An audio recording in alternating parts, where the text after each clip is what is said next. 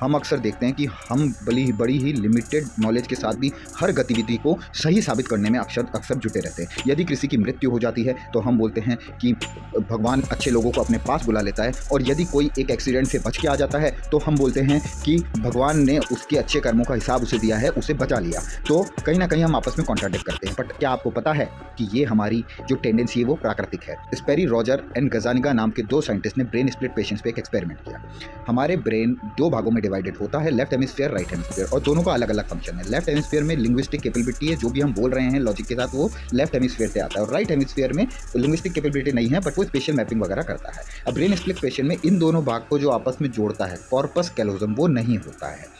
अब जब ये एक्सपेरिमेंट किया गया तो दोनों ही स्फेयर्स को स्टिमुलस दिया गया, उन्हें अलग अलग तस्वीरें दिखा के। जो भी तस्वीर दाहिनी आंख देखती है उसको बायां मस्तिष्क ही प्रोसेस कर सकता है, और जो भी तस्वीर बाईं आंख देखती है उसको दाहिना मस्तिष्क ही प्रोसेस कर सकता है। आप देख सकते हैं स्क्रीन पे कि दाहिनी तरफ चिकन लेग है, जिसको कि बायां मस्तिष्क प्रोसेस कर सकता है, जिसमें लिंग्विस्टिक कैपेबिलिटी है, और बाईं तरफ स्नो बाउंड एरिया है जिसे दायां मस्तिष्क प्रोसेस करेगा, पर लिंग्विस्टिक कैपेबिलिटी भी नहीं है और कॉर्पस कैलोजम भी नहीं है, तो ये इन्फॉर्मेशन बाएं मस्तिष्क में जाएगी नहीं। तो बाएं मस्तिष्क को पता ही नहीं कि दाहिना मस्तिष्क ने क्या दिखा, यानी कि लेफ्ट आई से क्या दिखा।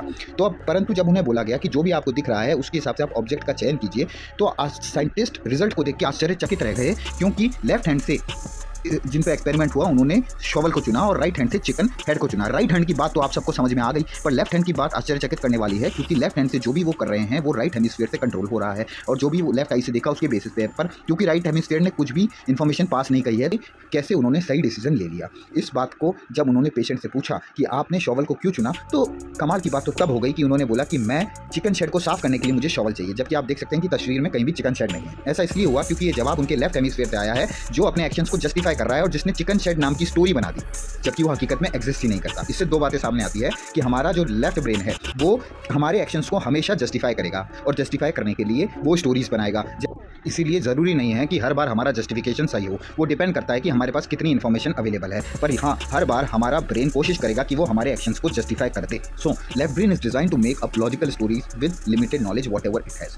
सेकंड थिंग इससे बहुत इंपॉर्टेंट सामने आती है कि नो मैटर वॉट, हमारे ब्रेन के अलावा भी कुछ और ऐसी चीज़ें जिससे ये डिसीजंस हो रहे हैं, और we can say that decisions are made long before we know them, and that is why उन्होंने शॉवल चुना, जो कि सही डिसीजन था आइस क्लियर करने के लिए था, परंतु उनके लेफ्ट हेमिस्फीयर को नहीं पता था। इसलिए साइंटिस्ट अब ये सोचने लगे हैं कि क्या कॉन्शियसनेस नाम की जो चीज़ है वो ब्रेन से अलग है, या क्या डेस्टिनी ऑलरेडी होती है, या एवरीथिंग इज प्री डिसाइडेड। कई एक्सपेरिमेंट्स तो ऐसा भी बताते हैं कि हो सकता है we are part of a virtual world, जो कि एक गेम की तरह है जिसमें जो होना है वो ऑलरेडी निश्चित है। ऐसे और वीडियोस को देखने के लिए आप मेरे साथ जुड़े जाइए। धन्यवाद।